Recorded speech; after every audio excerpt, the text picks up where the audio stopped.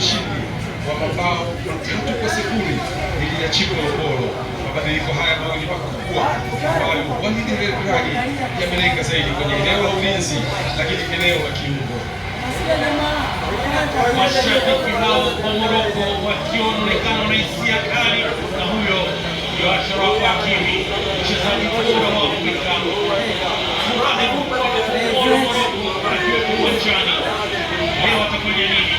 Atakuwa na kibarua cha namna gani kuiongoza Al-Maghrib, lakini pia atakuwa na kibarua kikubwa vile cha kukabiliana na Simon Hapikoni Msuva, kuhakikisha kwamba anakwenda kwa Juma Fai Boubacar Touré, mwamuzi kutoka Mali akisaidiwa na Modibo Sakele mwenzake kutoka Mali.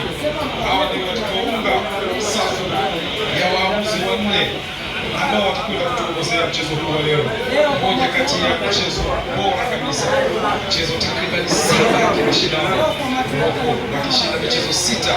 Tanzania mara ya mwisho ilikuwa ni Machi 24, 2013 wakishinda